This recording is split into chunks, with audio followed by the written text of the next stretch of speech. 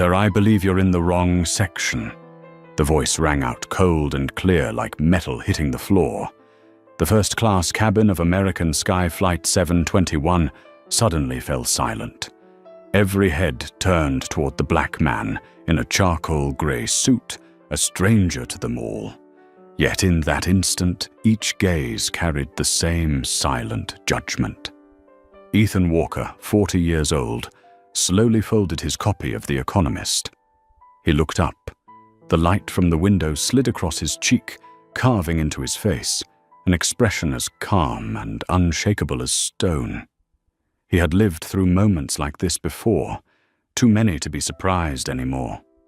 Standing before him was Kara Mitchell, the lead flight attendant, 45 posture flawless, her smile trained to perfection, but her eyes were hard as glass. "This is my seat," Ethan said evenly, his voice deep and precise. He held out his e-ticket. Seat 2A. The golden light above the champagne glasses and tailored suits of first class seemed to dim.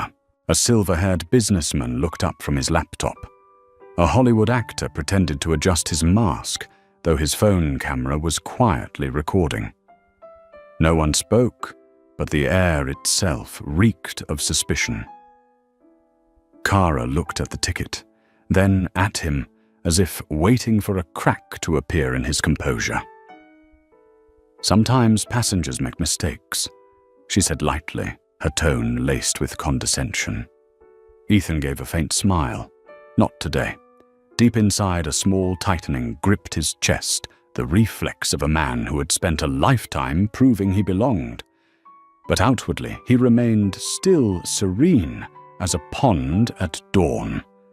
That composure, that refusal to waver, irritated her. She turned away, greeting other passengers, leaving behind a chill in the air. Ethan leaned back, put on his headphones, and let the sound of a cello fill the silence, soothing the edges of his thoughts. He had promised himself long ago never to let small things knock him off orbit. But every orbit has a breaking point. 7 minutes later, as the plane prepared for takeoff, Kara returned. "So your carry-on must be stored in the overhead bin." Ethan opened his eyes. "It's under the seat exactly where regulations allow."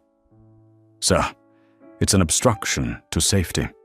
Her tone was sharper now, a velvet blade. Ethan glanced across the aisle. A white passenger's oversized backpack sat in the exact same spot. He pointed, and that one, Kara's eyes, flicked toward it, then back to him. "We're authorized to make safety judgments as we see fit. Judgments or prejudice." The thought flashed through his mind, but he didn't say it. He simply drew a slow breath, stood up, and with deliberate calm, placed his briefcase in the overhead bin. The aluminum latch snapped shut with a cold metallic click. "Thank you for your cooperation," Kara said, her smile thin as a knife's edge. Ethan sat down, feeling something inside him fracture. He'd stayed silent before when he was stopped at stores, when he'd been asked to verify his identity in the very boardrooms of companies he'd invested in. But never, not once, had he been treated like a trespasser in a space he had paid for, to be left in peace. The music in his ears was now just a dull hum. Every attempt to focus on the melody only brought back the memory of being 17, trailed by a mall security guard while shopping for a suit for his Yale interview. 23 years later, the world claimed to have changed. It hadn't. The lights were fancier now, but prejudice still wore a uniform. In the cockpit, Captain David Ross, 56, finished his pre-flight checks. He'd seen hundreds of reports about unruly passengers. In his mind, unruly often meant too assertive. He didn't yet know what was happening in first class, but he already had a picture of the culprit. Back in the cabin, Kara approached, a third time, her voice tight as a piano string. "Mr. Walker, please turn off your phone. We're about to depart." Ethan raised the screen, the airplane mode icon glowing clearly. "It's already on airplane mode." "I don't appreciate your attitude, sir. You're making this difficult for the crew." That phrase, "making it difficult," hit the weakest part of him. It felt like his entire life had been reduced to those 3 words. He looked at her eyes, calm to the point of danger. "And I don't appreciate being harassed just because my skin doesn't match the color of your seats," he said slowly, each word a hammer striking steel. The air froze. Kara's face flushed red before she turned and stormed towards the cockpit. In that fleeting moment, Ethan knew things had gone too far.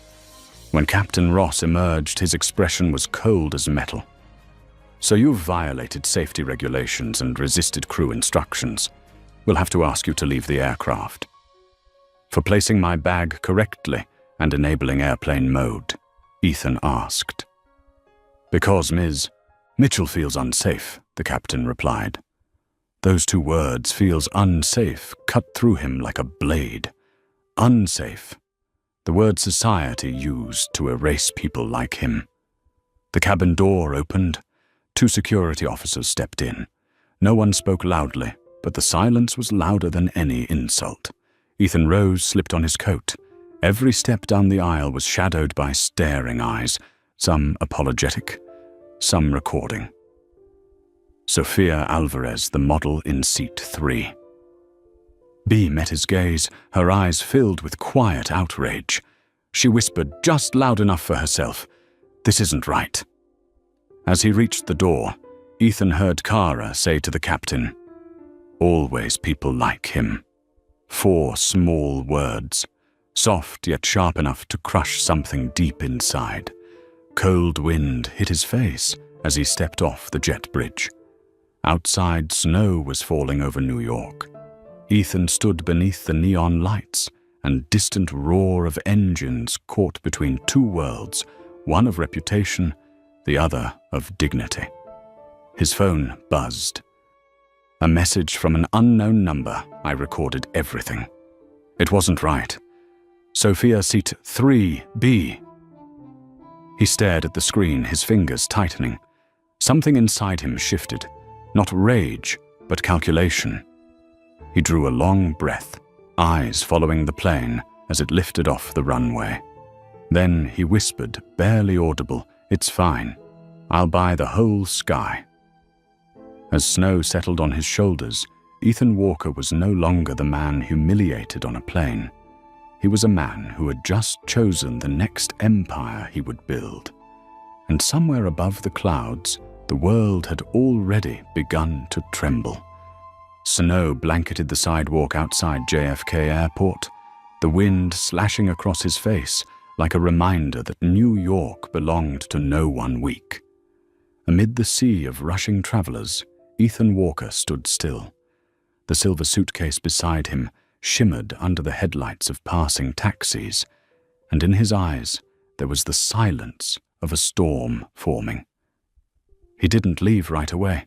He just watched through the glass as American Skyflight 721 rolled down the runway, the plane he was supposed to be on, the one where he should have been reading the last few pages of his book. Instead, he was here, the man who had been asked to leave the aircraft because a white woman said she didn't feel safe. Ethan smiled slightly, but it wasn't a smile. It was a vow. 2 hours later, inside the lobby of the Langham Hotel in Manhattan, warmth and luxury wrapped the air, shutting out the cold world beyond its glass doors. On the table sat an opened bottle of red wine and a steaming cup of espresso. 3 people gathered around a round table: Ethan Walker, Lena Brooks, and Michael Trent. Lena, 38. The sharp-eyed CEO, whose brown hair was tied neatly back, had been the first to believe in Ethan's vision when Atlas Capital was still a tiny office rented in Brooklyn. Michael, 46, legal counsel and former prosecutor, was the man who turned Ethan's anger into strategy. No one spoke for the first few seconds. Only the quiet sound of wine being poured filled the air, deep red, swirling in the glass, like a warning of what was coming. "You look calmer than I expected," Lena finally said. Ethan took a small sip. "Calm is the only thing they can't take from me." Michael rested his forearms on the table. "The flight attendant was she, the chief purser. Do we have recordings or witnesses?" Ethan set his phone down and played the message aloud. "I recorded everything. Sofia Alvarez, seat 3B. We have everything," he said, his voice steady as cold steel. Michael leaned back in his chair, eyes narrowing. A clear discrimination lawsuit. Solid case, easy win. They'll have to pay millions, Ethan. And then what? Ethan asked, softly, so quiet it was almost dangerous. Michael frowned. After a year of legal battles, they write a check. They fire her, issue an apology, and move on like nothing ever happened. They never learn. He paused, his gaze fixed on the rim of his glass, where a drop of wine turned slowly like the hand of a clock. "No, I don't want to win the case. I want to change the board." Lena studied him. "What are you thinking, Ethan? What are you planning to do with the airline?" Michael added. Ethan lifted his eyes. Under the soft amber light, his face looked chiseled, defined by purpose. "I'm going to buy it." No one spoke. 1 second. 2. Then came a short, disbelieving laugh. "You're serious?" Lena asked. "Completely." Ethan rose and walked toward the glass wall. Manhattan glowed in the distance, its skyscrapers like swords made of light. He pointed toward the city and spoke slowly. "People think power lies in money.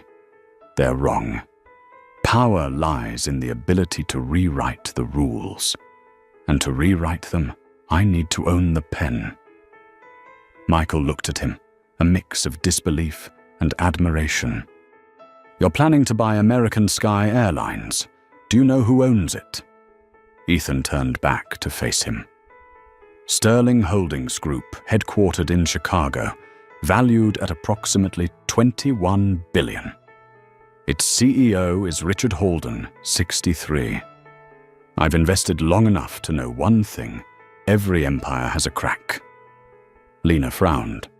"You're risking $21 billion over one arrogant flight attendant." Ethan met her gaze. "No, Lena. Over a system that allowed her to exist." The room fell into silence.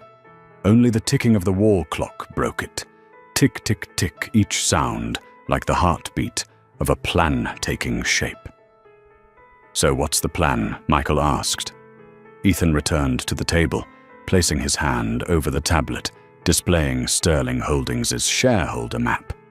"We won't strike directly. We'll move in the shadows." Lena leaned in her voice, low. "A silent takeover." Ethan nodded. "Exactly. Call it Project Mirage." He pointed at the chart. Sterling Holdings owns multiple divisions.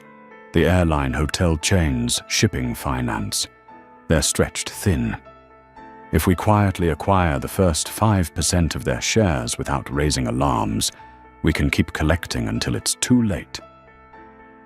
Michael frowned. "We're talking billions. That means shell companies, offshore investments, trades across multiple markets." Ethan smiled faintly. "You know I don't fear numbers. I only fear having no purpose." His voice dropped lower, slow and heavy. "She didn't just insult me. She insulted everyone who's ever been told they don't belong. I can't fix prejudice with an article or a hashtag, but I can change who holds the keys to that system." Lena was silent for a long time. She had seen Ethan cold, seen him negotiate with corporate giants, but she had never seen this fire, a mix of justice and vengeance, burning in perfect control. "You know this won't just be a deal," she said quietly. "I know," Ethan replied. "It's a campaign." That night, they stayed in the hotel until nearly dawn. On the table were scattered papers, financial flow charts, lists of anonymous companies and offshore investment funds. Each piece of Project Mirage fell into place like moves on a chessboard. As Lena prepared to leave, she paused at the door and asked, "Are you sure about this, Ethan? You could lose the company, even your reputation." He looked at her, his eyes cold but resolute. "Reputation is what others give you. Dignity is what you keep." The door closed softly behind her. The room was bathed in the pale grey light of early morning. Ethan stood by the window, watching the city wake the skyscrapers, flickering like a vast data network, people already chasing time. He picked up his phone and dialed. Marcus returned to the airport. "I'm not going to London anymore. The plan's changed." "Yes, sir." Then he called Lena again. "Prepare a list of offshore banks. I want to start today." His tone was steady, without a trace of hesitation. The next morning, the media still knew nothing. No one realized that one of America's wealthiest men, the same man escorted off a first-class flight, had just declared war. Not with words, but with numbers, shares, and silence. Sitting in his Atlas Capital office, Ethan studied the miniature model of the city spread across his desk. Every building had a price. Every empire had a flaw. He placed a small black chess piece on Chicago, the headquarters of Sterling Holdings, and whispered, "If they think I sat in the wrong seat, I'll buy the whole seat." Outside the glass, the winter sunlight cut through clouds, slicing across his desk in cold, golden lines. A new chapter had begun, not born of outrage, but of precision. Ethan Walker was no longer a victim. He had become the player, and the world's chessboard was about to tremble. In finance, real power does not live in money. It lives in information that others have not yet understood. And that morning, on the 47th floor of the Atlas Capitol building, Ethan Walker officially activated what would change the whole Sky Project Mirage. The main boardroom at Atlas had no windows. Outsiders called it the Vault, the safe where billion-dollar plans were born in the dark. Cold white LED light reflected across the focused faces of his most trusted team, Lena Brooks, Chief Operating Officer, a strategist as sharp as a surgical blade. Michael Trent, Legal Counsel, the man who knows how to bend the law without breaking it. Gabriel Owens, Financial Analyst 41. The prodigy who predicted the 2008 crisis. Taylor Reid, Head of Market Intelligence. 36, who had worked with the NSA.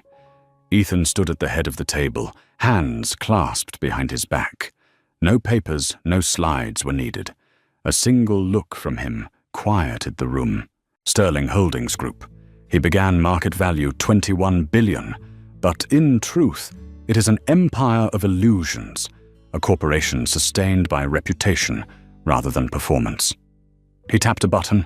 The screen behind him flared to life with SHG's logo and a cascade of red plunging charts. Over 10 years, profits fell 34%. They hide losses by cutting pension funds, shifting debt to subsidiaries, and manufacturing phantom revenue. Numbers do not lie. They only need someone bold enough to read them. Gabriel nodded. If exposed, their stock would collapse within 48 hours. "We will not expose them," Ethan replied. "We will own them." He moved to the screen and pointed at the shareholder map. Project Mirage has 4 phases. His voice was slow, deep and steady as a cocked gun. Phase 1, silent accumulation. Michael, you will build a network of shell companies, Cayman, Luxembourg, Singapore, and several other jurisdictions, places where law shields shareholder identities. Understood, Michael said. How many layers enough that the SEC will need a year to trace them? Phase 2. sow confusion and weaken. Taylor, your task is to find Sterling's soft spots. Finance media internal politics.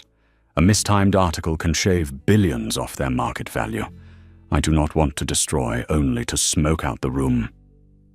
Taylor smiled. I know some journalists who like the smell of smoke. Phase 3, make allies. Lena, you will watch their board find those tired of Richard Holden, the men he trod on to climb. Every empire has people who want it to fall. Lena scribbled notes. I already have a few names. Phase 4, the reveal. Ethan paused, eyes like blades. When their share price collapses and the board fractures, we step forward. Atlas Capital will hold 23% enough to replace the whole system. He lowered his voice. We are not doing a deal. We are opening a quiet revolution. Outside, rain traced slow paths down the glass like a countdown. Inside the room, no one spoke. They all understood they were launching more than a power play. They were waging war on a culture. Richard Holden will not sit still, Lena said, watching the charts. He's the kind of man who would hide his mistakes behind a flag. And that is precisely why Ethan answered. He will never suspect his enemy sits 800 miles away in a conference room. He laid his hand on the table, eyes cold with something Lena had never seen in him before, the calm cruelty of a man about to reclaim dignity with power. 3 weeks later, a small office in Zurich carried a sign, Northlight Investments AG. No one knew it was an Atlas subsidiary, and no one knew that each week Northlight bought hundreds of thousands of SHG shares through 7 different banks. In reports, it was merely minor market movement, but each small fluctuation was shaving Sterling's empire percentage by percentage. In New York, Ethan kept his composure, speaking at conferences about ethics in investing, praised by financial magazines as the model of calm professionalism. Only Lena knew that behind every speech lay a calculation of destruction. One evening, when the office was empty, Ethan stood alone before the vast glass, staring at the city.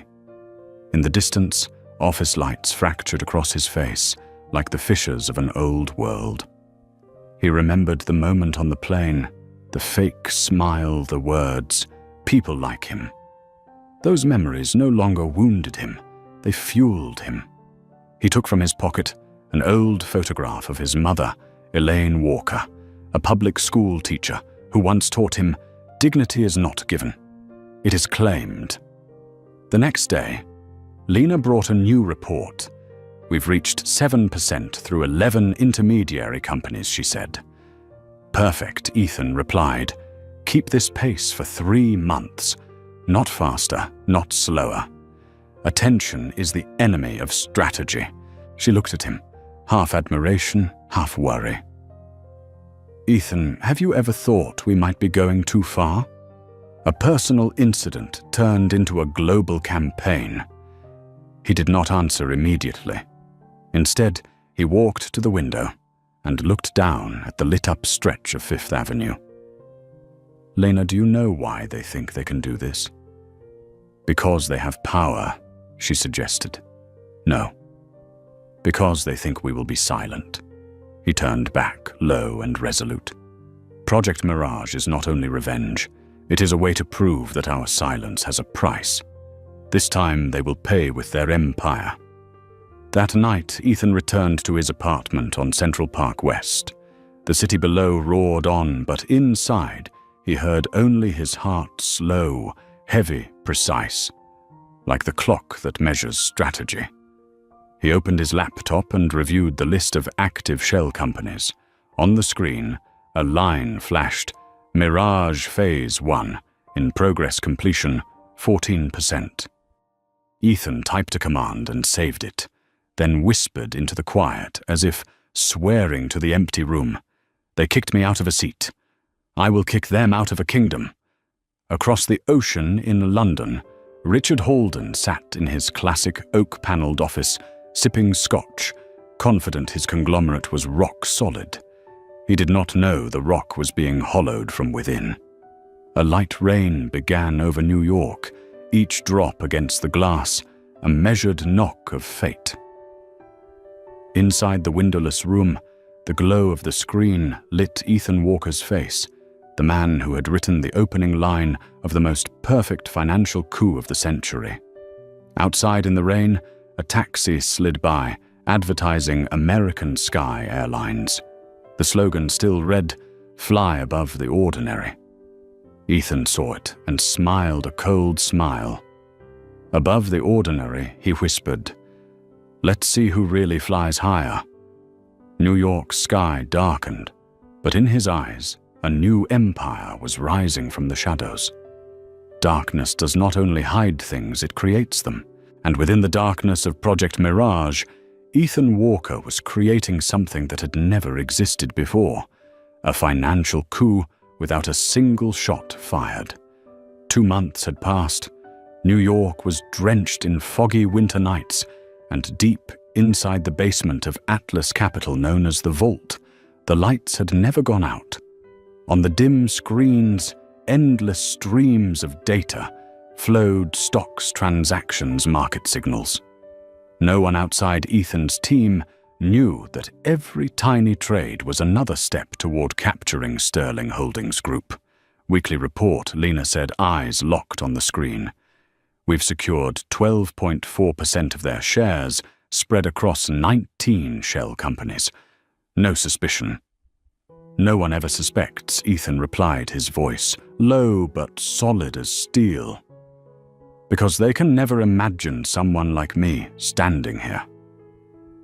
He spoke not with bitterness, but with a deep understanding of how power works. It does not need to hide it, only needs others to believe it could never exist in your hands.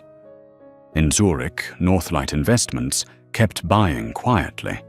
In the Cayman Islands, Coral Equity reported success with 3% more of stock.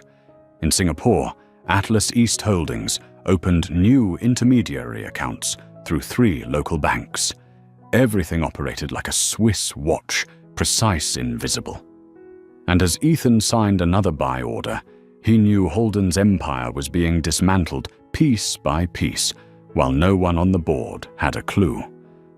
One evening, after the rest of the team had left, Lena stayed behind. On her screen was the shareholder map of SHG. She saw what few would ever notice. Ethan was not just buying a company, he was waging war on an entire system of invisible discrimination. He entered, coffee in hand, his voice slightly hoarse. "You're still here." "Couldn't sleep," Lena said. "I was thinking about this. Why the name Mirage, Ethan?" Looked out through the glass wall. Snow was falling, reflecting the city lights like drifting ribbons of silver. "Because the world believes in illusions," he said. "They think fairness exists. They think opportunity is equal. But really everything is light bent by prejudice. Mirage is how we use their illusion to bring the truth into focus." Lena fell silent. That answer didn't come from an investor, but from a man who had lived his whole life in the shadow of bias and decided never to accept it again. The next morning, Ethan flew to London, an unofficial trip under the pretext of visiting partners. On that flight, he sat in first class with another airline, British Crown Airways. No one stared, no one questioned him, no one asked if he was in the wrong seat. And that ordinary treatment reminded him that the world's problem was never its rules, but the people enforcing them. In London, Ethan met Dr. Madison Clark, the woman who had caught his attention in the earliest reports, an independent board member of SHG, and the only one among them with a conscience. Their meeting took place in a small cafe in Knightsbridge, unnoticed by anyone around. "Thank you for agreeing to meet," Ethan began. "I know who you are. Madison replied, her British accent calm, but edged with caution. "And I know you disagree with how Richard Holden runs things," he said bluntly. Madison studied him, her gaze sharp. "I don't like rumors, but I dislike hidden truths even more." "What do you want?" Ethan placed a folder on the table, documents showing pension fund cuts, forged statements, manipulated financial reports. She opened it. Her eyes darkened. "Where did you get these?" "That's not important. What matters is, you know they're real." A long silence followed. Finally, Madison spoke. "If this is true, it's not just a financial crisis. It's a betrayal of trust for thousands of people." Ethan tilted his head. "And I need someone inside the system to help me prove it. I'm not here to destroy. I'm here to rebuild." Madison held his gaze for a long moment. "Are you fighting for justice or for your pride?" Ethan smiled faintly. "Is it wrong if it's both?" She let out a soft laugh, but in her eyes, agreement had already formed. As they left the cafe, Madison turned back and said, "Richard Holden has a habit of believing everything is under his control. When he realizes it isn't, it'll be an interesting day." Ethan replied, "That day is coming." 3 weeks later, Sterling Holdings began appearing on the radar of financial analysts. Trading volume rose slightly. Market observers noted renewed institutional interest. Halden read the report and chuckled. "The market's finally recognizing our real value," he said to his executive team. None of them knew that their enemy was the one feeding money into their veins just to pull them down. Meanwhile, in New York, Ethan held a progress meeting. "We're at 17.3%, Gabriel reported. "Good," Ethan said. "Keep that pace. Everything must stay ordinary." Taylor added, "Holden's flying to the States, soon to meet investors. He's not suspicious yet, but he's heard about some strange movements in the market." "Perfect," Ethan said, a half smile curving his lips. "Let him come. I want him to see the man digging his grave and still not recognize him." That night, when everyone left, Ethan remained alone in the empty boardroom. On the table, the shareholder map of SHG glowed on the screen, 17% marked in blue, the color of Atlas. He stared at the number for a long moment, then whispered, "This isn't because I want revenge. It's because I want to make sure they can never do it to anyone else." A gentle breeze slipped through the doorway, stirring the curtains. Under the dim light, his shadow stretched long across the floor, thin, straight, silent, like an exclamation mark. The next morning, as Lena entered the office, she held up a copy of the Financial Herald. The headline read, "Sterling Holdings, the sleeping giant wakes." She tossed the paper onto Ethan's desk. "The media's starting to notice." Ethan gave a faint smile. "Good. Let them think the giant is waking." He rose and gazed toward the skyline. "Because they don't know the giant is being pulled down 1 inch at a time." In Chicago, inside his lavish oak office, Richard Holden poured a glass of scotch and called his chief financial officer. "John, anything unusual in the market?" "Nothing significant, sir. Just minor fluctuations." "Then there's nothing to worry about," Holden said, smiling with self-satisfaction. Across the ocean at that same moment, Ethan Walker spoke softly. "Exactly. Let him believe that." On the screens inside the vault, the numbers changed again. 18.9%. Project Mirage continued silent, unseen. Only the terrifying calm of a man rewriting the definition of justice through silence. And somewhere between 2 time zones, one empire slept while another man smiled in the dark.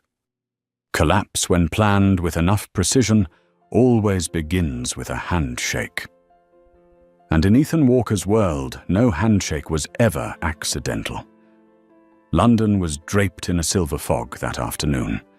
Inside the dim bar of Claridge's hotel, golden light fell across the tables where Ethan sat, waiting, his back straight, his glass of wine, untouched eyes, gleaming like cut glass. Across from him sat Dr. Madison Clark, the only woman on the board of Sterling Holdings Group, and perhaps the only person there who still possessed a conscience. She wore a black suit, her hair tied back, her gaze sharp, the kind of leader whose every step and every word carried weight. "You're not afraid I'll report this meeting to Richard Holden?" Madison asked, her voice cool. "If you do," Ethan replied, "then I'll know I misjudged you. And if you judged right, then I'll invite you to stand on the winning side." Before meeting Madison, Ethan had spent nearly 2 weeks having Taylor Reed Atlas's market intelligence director collect every detail about her. Taylor had discovered that Madison was a woman trapped between morality and politics. She had once tried to warn about pension fund discrepancies, but was silenced by Holden himself. "She's not hungry for power," Taylor said. "She's just waiting for a reason big enough to fight back." And now that reason sat right across from her. Ethan placed a silver USB drive on the table. Inside this, he said slowly, is proof that Holden has been defrauding the pension fund for 6 years. He's been using employee money to cover his losses from a failed investment in Asia. Madison looked at the USB, then back at him. "What do you want me to do with it?" "Nothing. Not yet. I just want you to know the truth." She was silent for a long while. "Why tell me, Ethan? Because I'm the only one on the board not loyal to Holden, or because you need someone inside to help you?" He didn't deny it. "Both. But more importantly, because I know you can't pretend not to see what's wrong. I saw that look in your eyes during last year's shareholder broadcast, when Holden cut the employee benefits and called it financial optimization. You couldn't hide the look of someone witnessing what she couldn't forgive." Madison took a sip of wine. "I once believed in him. Holden used to represent the best of British tradition, polished, firm, efficient. But over time I realized he was just another man defending his throne with excuses." Ethan nodded. "That throne is about to break, and I don't plan to rebuild it. I plan to build a new one." She studied him, half skeptical, half intrigued.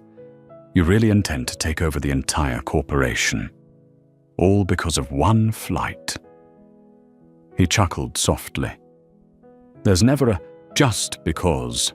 Do you know what it feels like to be thrown out of a first-class seat, Madison? Not because you were wrong, but because someone refused to believe you belonged there." He tilted his head. "I'm not seeking revenge. I'm restructuring." The air thickened around the words. Madison swirled her glass, watching the deep red liquid spin. "Suppose I help you. Suppose you succeed. What will you do with people like Holden?" Ethan answered without hesitation. "Make them face the cost of their prejudice. And if they refuse, I'll turn that cost into a public lesson." She gave a faint, wry smile. "You sound like a reformer with the heart of a vengeful man." "What's the difference," he said, "when the world only changes when it fears loss?" Madison fell silent. Inside, her duty and conscience wrestled for dominance. But as Ethan stood to leave, she spoke softly. "Can you send me the full pension fund accounting files?" Ethan turned back, a quiet smile crossing his face. "I already have. Check your encrypted inbox." She met his eyes one last time before walking out. When the door closed behind her, Ethan knew Project Mirage now had an insider link 2 weeks later, chaos erupted inside Sterling Holdings' London headquarters. Leaks began spreading through the media about suspected financial misconduct in the company's pension fund. No one knew the source. Madison stayed silent, but in internal emails, she subtly questioned the board's transparency. Richard Holden was furious. Nonsense, he roared during an emergency meeting. We'll sue any newspaper that prints this story. But when the company's lawyer asked, then shall we release the accounting reports to disprove it? Holden said nothing. In that silence, everyone in the room began to understand. The first cracks in the empire had begun to show. In New York, Ethan monitored everything through the screen. Sterling's stock chart began to tremble, thin red lines dipping in continuous waves. Lena glanced at him. "What do we do next?" "Nothing," Ethan replied. "Let the truth speak for itself. Aren't you worried they'll suspect manipulation? If they do, they'll chase a ghost. And ghosts don't leave fingerprints." He powered off the screen. In the reflection, his face was cold, but his eyes gleamed with something else, a fusion of strategy and conviction. Meanwhile, Madison was summoned to Holden's office. He sat behind a desk cluttered with papers, trying to sound calm. "Someone says you've been sharing internal information," Madison replied evenly. "Then someone's right." The room went silent. Holden stared, stunned. "You realize you've just destroyed your career?" She smiled faintly. "No, I've just saved my integrity." Then she stood and walked out, leaving him alone amid the numbers that no longer meant anything. When Ethan received the encrypted message, "He knows. I'm out. MC." He simply nodded. The plan was still on course. Holden now had two choices: fight the truth or be consumed by it. He turned to Lena. "Begin phase 2. I want the media to have more to work with, not attacks, just questions. The more questions, the less trust." Lena nodded. "And what about Madison?" Ethan looked distant. "She's no longer part of the game," he said quietly. "But she'll remember who taught her how to leave the board." That night, rain poured over London. In a small apartment in Chelsea, Madison sat before her laptop, reading the headline, "Sterling Holdings, Facing Internal Review Over Pension Irregularities." She closed her eyes, not in fear, but in relief. Across the ocean, Ethan stood on the rooftop of Atlas Capital, watching the rain fall through the city lights. He spoke softly to himself. Every empire needs a traitor to fall. But this time, the traitor is the one who's right. Lightning split the sky. And in that flash of light, Project Mirage entered its next stage, shifting from silence to attack. They say empires do not fall because of enemies. Outside they fall because trust within begins to crack. And that morning, Sterling Holdings heard its first fracture echo from the inside. At the Chicago headquarters, the boardroom on the 35th floor blazed under crystal chandeliers, yet the air was suffocating. Richard Holden, the proud chairman and symbol of an older order, slammed a stack of papers onto the table. "Trash news fabrication. There is no pension fund shortfall." His voice rang like a hammer, but the directors around him only averted their eyes. No one spoke. No one dared. On the wall, a screen showed the Bloomberg headline, "Sterling Holdings accused of mismanaging pension funds." The company's shares had dropped 6% in 24 hours. Holden turned to the chief financial officer, each word forced through clenched teeth. "Kill this story." "I want an immediate rebuttal," the man mumbled. "We cannot rebut until we have a fresh audit, sir."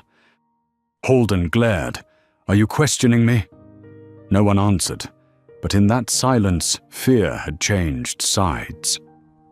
In New York, inside the vault beneath Atlas Capitol, Ethan Walker watched the developments across a wall of screens. Headlines flickered, red charts fell in steady cascades. He stood in the cold light, the calm of a man studying a painting he himself had just finished. Sterling is down 12% this week, Gabriel reported. We have reached 23.1% of the shares. They still have not realized who is buying. Lena looked up, lips pressed tight. Ethan, is it time to go public? He shook his head. Not yet. Wait one more beat. Let them tangle themselves. That evening, Ethan flew to London, not to hide, but to confront. The British financial world was roiling. Rumors spread like fire. An American investor was quietly taking Sterling holdings. No one knew who. No one dared to say the name. But at lavish parties and in late-night calls, the name Ethan Walker began to slip from lips, a shadow becoming real. 2 days later, Holden called a press conference in London to reassure investors. The Savoy's conference hall was packed with reporters. On stage, Holden wore a charcoal suit, his tone still imperious, though his breathing had lost its steadiness. Sterling Holdings is a symbol of stability, he declared. We will not bow to short-term speculators. Amid the sea of lenses, a journalist stood. Mr. Holden, there are reports that a United States fund has quietly acquired more than 20% of Sterling. Do you have a comment? Holden froze. Camera flashes sliced like knives. Then he gave a thin smile. Rumor is the food of the weak. Sterling is not threatened by a ghost. The answer streamed live around the world. In New York, Ethan watched on the big screen. When he heard the word ghost, he smiled. If they call us a ghost, he said to Lena, then it is time to take shape. 3 days later, on the London Stock Exchange, a short press release appeared, only 4 sentences long, yet enough to rattle the entire financial sector. Atlas Capital Partners hereby confirms ownership of 23.4% of Sterling Holdings Group. We believe the company requires a change in leadership to restore shareholder trust. We will call a special vote to restructure the board. Signed, Ethan Walker, founder and Chief Executive Officer, Atlas Capital. The news spread like wildfire. The BBC, the Financial Times, the Wall Street Journal all ran with it. Black American billionaire declares war on British conglomerate. The first Black American in history to launch a takeover battle against a British financial empire. The press split in two. One side admired him, the man daring to challenge the old order. The other bristled the outsider, trespassing on heritage. In Chicago, Holden threw down the paper, his hand shaking. Walker, he hissed. What does that punk think he is? In the Atlas office. Ethan simply told Lena, we did not come to ask for a seat. We came to change the table. The war had officially begun. Holden summoned the entire Sterling board. 12 members sat around the ancient oak table, and none of them could meet another's gaze. Holden spoke in a roughened voice. We must stand united against him. I will buy back shares to reinforce control. One member asked, with what money? Richard, the company has lost $4 billion in market value this past month. Holden struck the table. I will find a way. At the peak of the tension, the doors opened. Madison Clark walked in, the woman Holden thought would stay silent forever. I have a proposal, she said. We do not need to fight Walker. We need to hear him. The room stared, stunned. Holden's voice went cold. You have taken his side, Madison answered. I have taken the side of the truth. The vote date was set, March 15th. The venue, the Savoy Hall, where Holden had once declared that Sterling would not bow to a ghost. This time, the ghost walked in through the front door. Before the television cameras, Ethan took the podium. No theatrics, no anger, only authority in silence. He looked straight at the board. I did not come to destroy Sterling. I came to save it from its own arrogance. He put the proof of pension fraud on the screen, signatures, fabricated transfers, manipulated figures. The entire hall held its breath. Heldon tried to steady himself, his voice trembling. "You are fabricating this." Ethan answered. "If I am, then why do those accounts match your personal account numbers in Bermuda?" A ripple of shock swept the room. Heldon blanched. A single second of silence stretched into a decade. Then chairs scraped half the board, stood and walked away from his side. The vote took 30 minutes. The result, Ethan Walker was elected the new chairman of Sterling Holdings with 64% in favor. Reporters swarmed. Heldon stood motionless, staring at the man he had once called an outsider. Ethan stepped closer and extended his hand. "Thank you for keeping my seat warm for so long."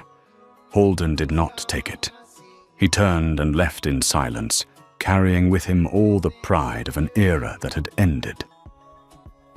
As the shutters finally quieted, Ethan lifted his gaze to the hall's ceiling, where crystal chandeliers glittered like falling stars. He spoke softly, the microphone catching every word. "I do not need to fly first class to be respected. I only need to make sure no one else is ever thrown out of their place." Below, Madison smiled faintly. She understood this fight was not only his, it belonged to everyone who had ever been told they did not belong.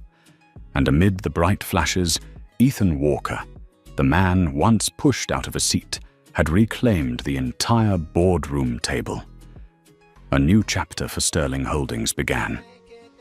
But Ethan knew the real victory was not today. Because for justice to endure, it must be rebuilt by the very people who once broke it. No sound echoes louder than the silence that follows victory. The day Ethan Walker became the new chairman of Sterling Holdings Group, the entire financial world seemed to hold its breath. Major newspapers raced to print their headlines, "Black Billionaire Topples a Century-Old British Aristocratic Empire." From first-class cabin to top boardroom, the incredible rise of Ethan Walker. But for Ethan himself, there was no triumphant roar inside him, only a strange emptiness, as if, when the storm had passed, the captain still couldn't believe he had survived. On his first morning in his new role, he walked into Sterling's Chicago headquarters. Heldon was gone. The portraits of white chairmen that once lined the hallways were gone. Only blank walls remained faintly scented with fresh paint. Ethan paused before the door marked Boardroom A. Inside, more than 20 senior executives were waiting. Their eyes reflected a spectrum of emotion, fear, curiosity, doubt, and quiet defiance. He walked to the head of the table but didn't sit down yet. "Before I begin," he said, his voice deep and steady, "I want you to know, I didn't come here for revenge. I came to make things right." A middle-aged man spoke, his tone edged with challenge. "Right by whose standard, sir?" Yours. Ethan met his gaze. "No. By what is just." The room went silent. Then he sat and opened the thick file before him. "My first act as chairman, I'm ordering a full audit of every part of this company.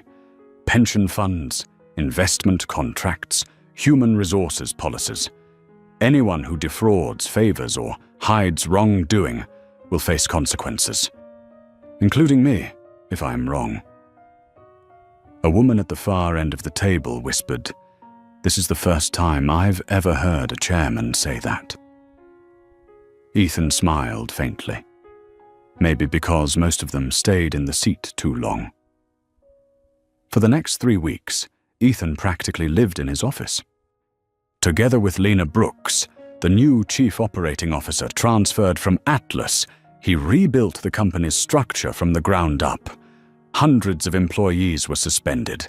thousands of documents rechecked. But when everyone expected Ethan to clean house with an iron hammer, he did something that stunned them all. One afternoon, Mark Reynolds, the chief executive of Sterling's airline subsidiary, Sky America, was called in. He was the same man who had signed the $500 customer apology letter after Ethan was thrown off his own flight. Mark bowed his head, voice trembling. "I know I mishandled it. I'm sorry, Mr. Walker." Ethan sat in silence for a long time, studying him. "I've read your record," he said. "You've been here 22 years. You once won the Inspirational Leadership Award. Yet you allowed an employee to treat a passenger like trash." Why? Mark swallowed hard. "I thought it was just a small misunderstanding. I didn't want to make it worse." Ethan nodded, and that's exactly why it became worse. He stood and walked toward the window. "I could fire you right now, but I won't. Instead, I want you to return to Sky America, not as CEO, but as lead trainer for a new program called Respect First." Mark looked up stunned. Trainer Ethan's eyes were sharp but kind. "I want you to teach what you forgot, that respect doesn't come with a seat assignment, and that lesson has to come from the one who failed." A week later, Ethan met again with Kara Mitchell, the chief flight attendant, who had once ordered him off that plane. She sat in a small conference room, hands clenched, face pale. "I suppose you're here to ruin my life," she said, her voice shaking. Ethan placed a file on the table. "You're wrong. I'm here to repair it." She looked up, confused. "I've terminated your employment," he said, "but I've kept your health insurance active for 6 months.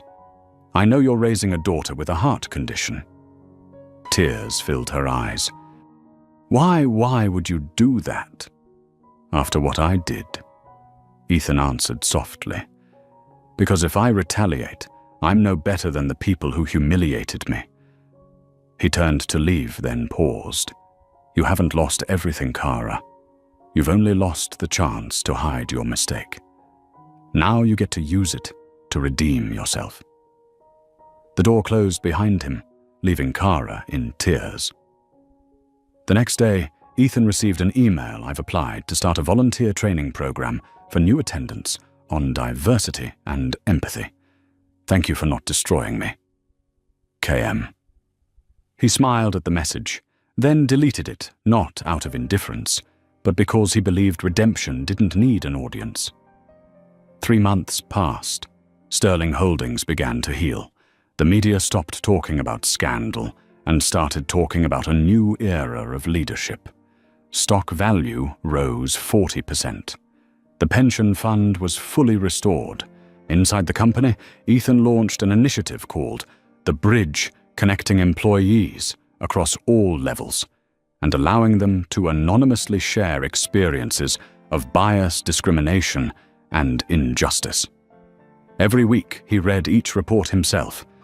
He didn't delegate it.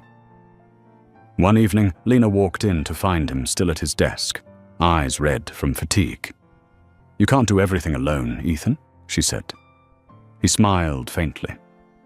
"I know, but I need them to believe at least one person is truly listening." On Sterling's 100th anniversary, Ethan took the stage not in an expensive suit, but a plain white shirt. Behind him, the screen displayed the company's history from its first factory and its early flights to the pension fund scandal. He spoke slowly, his voice filling the crowded hall. This company was built by the sweat of thousands, but it was nearly destroyed by the silence of a few in power. Today I want to rebuild Sterling, not to erase its past, but to be worthy of it. The applause thundered. Madison Clark, now the new chief executive officer, joined him on stage, took his hand and whispered, "You know, maybe the world doesn't need more people who win. It needs more people who can forgive." Ethan nodded gently. He looked toward the front row where Kara Mitchell sat quietly holding her little daughter's hand. The stage lights softened on them, warm as morning sunlight. When the ceremony ended, Ethan remained alone in the empty hall. He gazed up at the new Sterling logo on the wall, just one simple line of words. Respect is our capital. Respect is our true currency. He smiled, stepped down from the stage, and ran his hand gently across the front row seat, the one that once belonged to Richard Holden. And in that moment, he understood. Victory isn't taking someone else's seat. It's when every seat in the room becomes worthy of being occupied. Outside, the Chicago night was calm. The wind stirred the row of flags bearing the new Sterling emblem. One era had ended. Another, more human, more just, had just begun. A year had passed since Ethan Walker took control of Sterling Holdings. The market called it the quietest revolution in modern financial history. No lawsuits, no blood, just a man who had once been thrown out of a seat, now changing how the entire world saw the meaning of that seat. It was an early spring morning. The Chicago International Airport gleamed under the sun. A Sky America Airlines jet, bearing its new logo, was preparing for takeoff, the golden reflection of its slogan shining beneath the fuselage. Respect first, always. Ethan sat in seat 2, at the very place where everything had begun. The first-class cabin was now filled with natural light, no longer divided by rigid barriers between those with privilege and those without. A young flight attendant approached her smile, genuine rather than rehearsed. "Good morning, Mr. Walker. Thank you for flying with Sky America." He nodded gently. "Thank you. Everything feels different now." She smiled, her eyes bright. "We learned all this from the Respect First program. You're the founder, aren't you?" Ethan simply smiled and said nothing. He looked out the window. The sky was clear and boundless. In that quiet moment, he realized he had come full circle. Meanwhile, in another part of America, Kara Mitchell, the woman who had once ordered him off that plane, stood on stage at the National Aviation Service Academy. Behind her, the screen displayed the words, "Bias Awareness and Human Dignity Training." Kara was now a sought-after speaker, teaching service professionals how to eliminate bias. She told her story not to defend herself, but to awaken others. Her voice trembled. "I once thought serving passengers meant following procedures. But real service is seeing the person behind the ticket. I learned that lesson the hardest way possible, and I am grateful to the man who gave me the chance to make it right." The audience rose to their feet in applause. Kara bowed, eyes glistening. In her heart, she heard his voice from long ago. "You haven't lost everything, Kara. You've only lost the chance to hide your mistakes." Now she had turned that mistake into a legacy of change. In London, Madison Clark, the new chief executive of Sterling, stood before an international conference on corporate ethics. She unveiled the Ethical Horizon Initiative, a global leadership ethics program sponsored by Sterling. Her speech was quoted across major outlets. "The greatest asset of any company is not its capital, but how it treats those with less power." In the front row, Ethan sat quietly, hands clasped. He didn't need to speak. He only needed to witness the seeds he had planted begin to bloom. That evening, back in his hotel room, Ethan opened his laptop. Hundreds of congratulatory emails, dozens of invitations, interviews, awards. He scrolled past them all and stopped at one message. From Sofia Alvarez, Seat 3B, subject still flying. "Mr. Walker, I don't know if you remember me. I was the passenger in Seat 3B, the one who filmed that day. I just saw the news about Sterling and Sky America. When I saw you sitting again in seat 2A, I cried. Not because justice won, but because dignity still has a place in this world. Thank you for not choosing revenge. Thank you for making the sky a kinder place to fly." Ethan read slowly each word, landing like a quiet knock on his heart. He remembered that snowy day when he stood alone outside the airport, stripped of his seat. And now, just 1 year later, that same sky bore his name, not through ownership, but through meaning. 3 months later, the New York Times ran an exclusive feature titled "Ethan Walker, the Man Who Brought Back Prejudice." When asked what made him proudest, Ethan simply said, "Not that I won, but that today I no longer have to fight for a seat, because everyone has one." The story went viral. Business schools added his journey to their leadership ethics courses. Across social media, the hashtag #RespectFirst became a movement. From a moment of personal humiliation, Ethan had unknowingly sparked a cultural reform. One summer afternoon, he returned to Sterling's headquarters. The glass facade shimmered with the red hues of sunset. On his desk sat an old photo, him with his mother, Elaine Walker, the woman who once told him, "Dignity is not given, you have to claim it." He touched the frame gently, as if to say, "Mum, I did it not for me, but for everyone who's ever been made to feel small." Lena entered and placed a newspaper on his desk. "Have you seen this?" The headline read, "Sky America achieves highest customer satisfaction in the United States for the first time in history." Below it was a photo of Cara Mitchell smiling in a training session. Lena looked at Ethan and smiled. "You did it, Ethan." He shook his head. "We did it." Then he stood and looked out the window. The Chicago River shimmered like a trail of silver, flowing slow and steady. The water reflected the sunset, much like his own life, once turbulent, once wounded, now peaceful. Night fell. Ethan went home and sat by the window. The city slept, its lights glowing like golden veins running through the dark. He opened his notebook and wrote the final line of his journal. "I was once thrown out of my seat, but it was only when I stood up that I truly saw the world. Some people use power to make others fear. I choose to use power to make them respect." He closed the notebook and gazed out at the horizon, where a Sky America plane climbed into the night. The day's last ray of sunlight glided across its body, catching his eyes. In the cockpit, the captain's voice came over the intercom. "Ladies and gentlemen, we are flying at 36,000 feet. The skies ahead are clear. Thank you for choosing Sky America, where every flight begins with respect." Ethan smiled softly. The words sounded like a routine announcement, but to him they were the perfect ending to a long journey. Beyond the horizon, the sunset faded into night.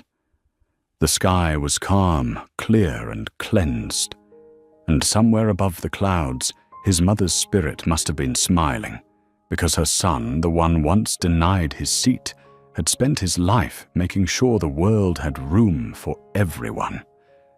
A year later, Sterling Holdings was no longer just an old name buried in financial reports, but a symbol of a new generation of companies where humanity stood side by side with profit.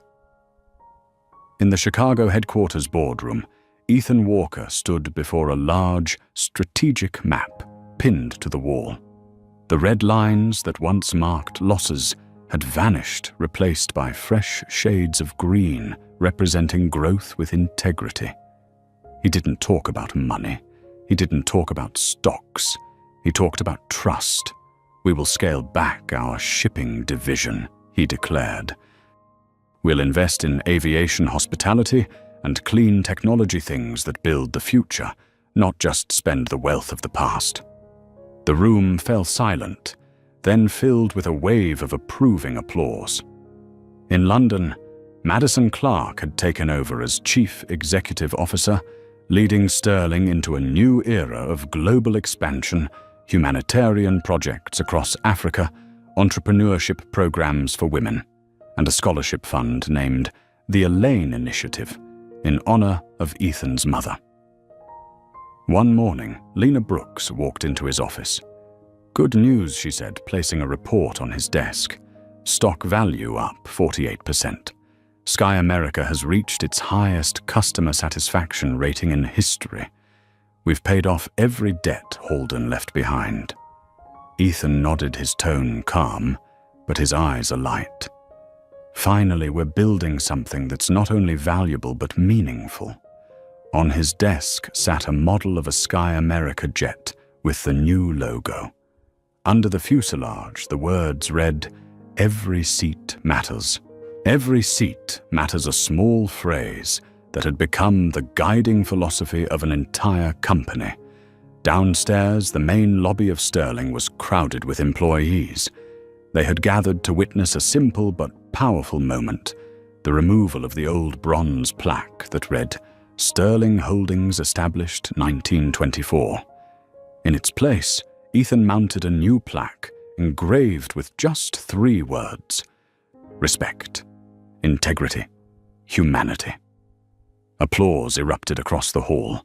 Faces lit up, a few streaked with tears. They were not just working for a company, they were living a vision. That evening, after everyone had gone home, Ethan remained alone. He gazed at the new plaque, the light glinting off its metallic surface, forming long reflections that looked like flight paths. He closed his eyes, recalling that snowy day at the airport when he had whispered, "I'll buy back the sky." Now he hadn't just bought it back. He had changed its color from cold to compassionate. Outside, a Sky America plane ascended into the night, leaving behind a thin white contrail across the sky, like a signature written in air. Ethan smiled softly and whispered, "No one gets thrown out of their seat anymore." And under the moonlit Chicago sky, an empire had been reborn through dignity. 2 years later, the morning sky over Chicago was clear and pure, as if the whole city had been washed clean. A new Sky America jet, painted in shimmering silver and blue, lifted gracefully from the runway. Along its side gleamed the words, "Legacy of Respect." In the first-class cabin, Ethan Walker sat quietly, in seat 2A, the seat of destiny. Before him was a cup of coffee, its steam curling into thin wisps of mist. There were no suspicious glances anymore, no one asking, "Are you sure you're in the right seat?" Only warm smiles, equal greetings, and a peace he once thought he would never find again. Across the ocean at the International Aviation Academy in London, Cara Mitchell was teaching a class. She was no longer the dismissed flight attendant, but the founder of the Human First program. Standing at the podium, she told her story. But this time, there were no tears, only gratitude. "A man once showed me," she said, "that real justice isn't about making the guilty pay. It's about making them understand the worth of others." The entire class rose to applaud. Cara smiled her gaze, turning toward the window where a Sky America plane passed by in the distance. That same day, Madison Clark sent Ethan a special report. Sterling Holdings had achieved a 96% employee satisfaction rate, the highest in its history. The Airline Initiative Scholarship Fund had supported more than 4,000 black students studying aerospace engineering. Sky America had become the first airline in the world to earn the Zero Bias Airline certification. Ethan read it, then leaned back in his chair. On his desk still sat the same old photo of his mother, the woman who once told him, "Dignity is not given, you have to claim it yourself." He whispered softly, "Mom, I did claim it for everyone." By late afternoon, Ethan stepped onto the rooftop of the Sterling building, where a flag bearing the company's new logo fluttered in the wind.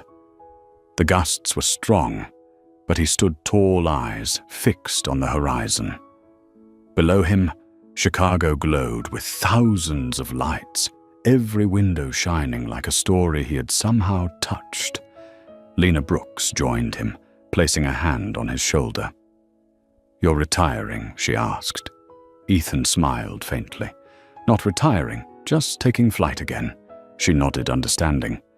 Because for men like him, justice never truly ends. It only changes, shape grows new wings, and keeps flying. The last plane of the day crossed the horizon, its silver wings bathed in sunset red. Ethan watched it, the reflection of light glimmering in his eyes. "Once they told me I was sitting in the wrong place," he said softly. "Now I know the right place is wherever I help others be respected." The sky was silent, vast, and deep. And up there, his legacy remained not of power, but of humanity. From the perspective of an expert in leadership culture and professional ethics, Ethan Walker's journey is not merely a story about reclaiming justice for himself, but a living testament that true power does not lie in the seat we occupy, but in how we help those around us feel respected. He did not destroy the old system through anger, but transformed it through dignity, turning personal humiliation into a collective legacy. In a world where prejudice still seeps quietly through every process, Ethan reminds us that sometimes, instead of shouting for a place, we must stand up and build an entire room where everyone has a seat. If you believe that justice does not need noise, only perseverance then, like this video to share that message. Subscribe to the channel so you won't miss the stories where human dignity is tested by power, and before you leave, comment with the phrase that reflects your belief: keep your dignity.